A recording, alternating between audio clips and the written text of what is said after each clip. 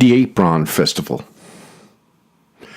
Among the numerous modern inventions of the new order of Baptists to entice the multitude to fall into their ranks and replenish their coffers, our attention has recently been called to some curious and significant advertisements which from time to time have appeared in our village daily newspapers, inviting the public to attend various carnal diversions, plays, festivals, and amusements, from that of the Melodies of Mother Goose to oyster, strawberry, ice cream, chicken pie, and numerous other festivals, including paper dress apron, ice cream, and strawberry festivals. And last of all, if not least, we have in the papers of the December 11th, 1879, the following. Quote, "The Apron Festival at the Mulberry Strict Baptist Church, which opens tonight, will continue tomorrow evening. You can get a chicken pie supper, served up pretty volunteer waiter girls, and everything for reasonable prices." Unquote.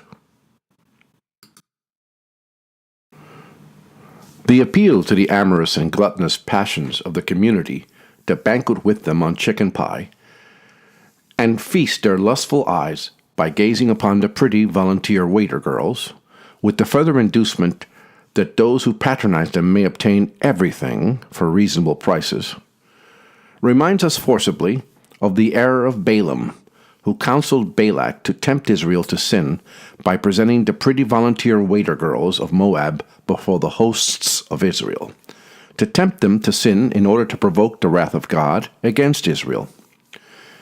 It may be well for those who are running greedily after the error of Balaam for reward to read what God has said on this subject, especially in Numbers 22, 25, 31, and Micah 6, verse 5, Jude 11, and Revelation 2:14. We are mortified to learn that virtuous and lovely females of our village can be induced to exhibit themselves as pretty volunteer waiter girls under the infatuation that their sacrifice of modesty and female propriety is an acceptable offering unto the Lord, because done in houses professedly consecrated to the worship of God, and for gaining a little money for what they may regard as religious purposes. The chastity of the young and beautiful ladies who have thus been misled, we do not doubt. But could they know that the same inducements are flaunted at the entrance of some of the vilest saloons in our large cities? They would undoubtedly refuse to be gazed upon by the amorous and licentious, even for what are called reasonable prices. Is this the way that leads to God? Is this the path our fathers trod? Where waiting girls of beauteous mold, exposed to in the shining gold, God's holy temple, we are told, became a mart where things were sold. But with a scourge did Jesus chase the sordid tradesmen from that place. To Moloch once, in God's dread ire, children were passed through flaming fire.